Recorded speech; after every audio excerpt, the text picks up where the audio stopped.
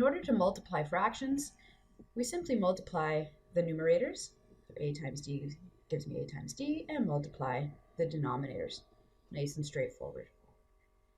In order to divide fractions, we first have to change division to multiplication, as we can't do it directly.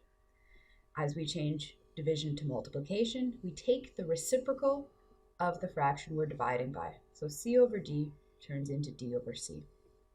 Multiplication is straightforward. We simply multiply the numerators and multiply the denominators.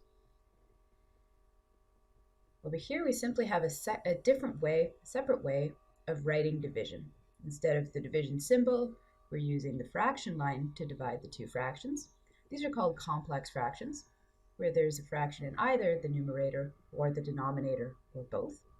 And the easiest way to tackle these ones is to rewrite them using a division symbol in place of that fraction line, and then carrying on by changing division to multiplication in completing the problem. Okay, so to multiply 4/5 by 3/7, simply multiply the numerators, 4 times 3 to get 12, and then multiply the denominators, 5 times 7 to get 35. I've written a very similar example, 4/5 times 3/8, because there's an extra step that we can do here. So 4 times 3 is again 12, and 5 times 8 is 40. You may have guessed this from the starting problem, but maybe you notice it now. I can simplify this fraction. 12 over 40 can be simplified because both the 12 and the 40 are divisible not only by 2, but the largest number that divides into them is 4. 12 divided by 4 is 3, and 40 divided by 4 is 10. So even if it's not explicitly given, we should be simplifying our fractions to their lowest terms whenever possible. The previous problem, I didn't discuss it because 12 over 35 doesn't have any common factors. I can't do it. I can't simplify that particular fraction.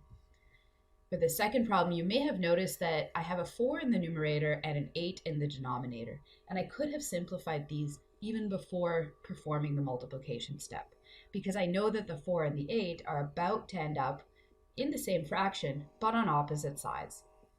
You can think of it this way. It would have ended up as 4 times 3 divided by 5 times 8, and we can cancel the 4 and the 8. 4 divided by 4 is 1, 8 divided by 4 is 2.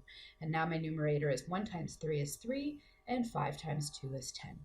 And in fact, we can do the cancellation step process before we even get started, before even rewriting it as a single fraction, because we know we will be able to do this. In any case, this is going to be useful when we have algebraic expressions, where it will be very helpful if we can simplify first before having to rewrite everything in a new fraction.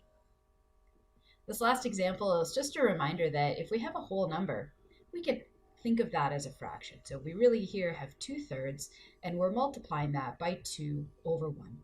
It's a good reminder because we want to make sure we're only multiplying the numerators and then the denominators to get 4 over 3, and not taking this 2 and multiplying it by both the numerator and the denominator. Okay, so we've got some division questions here. Remember that as soon as we have a fraction involved with division, we have to first transform that into multiplication. So we keep the first fraction the same, change division to multiplication, and take the reciprocal of the second part. The reciprocal of 2 is 1 over 2. Multiplying numerators and denominators gives us 1 over 8.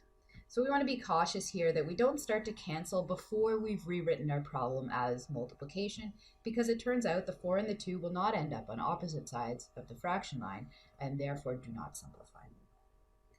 And then finally, this one's a bit tricky to see, but you can see that I hope that the fraction line in the middle is a little bit longer, and this is really 4/3 being divided by 3/2.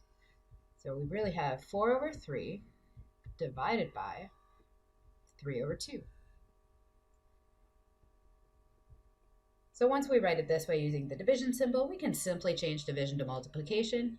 We're ready to go. So we have 4 over 3. We're going to multiply that by 2 over 3. And once again, it would have been dangerous to start canceling early because it turns out the 4 and the 2 are on the same side. They're both in the numerator and the 3's are both in the denominator. So there's no simplification I can do here.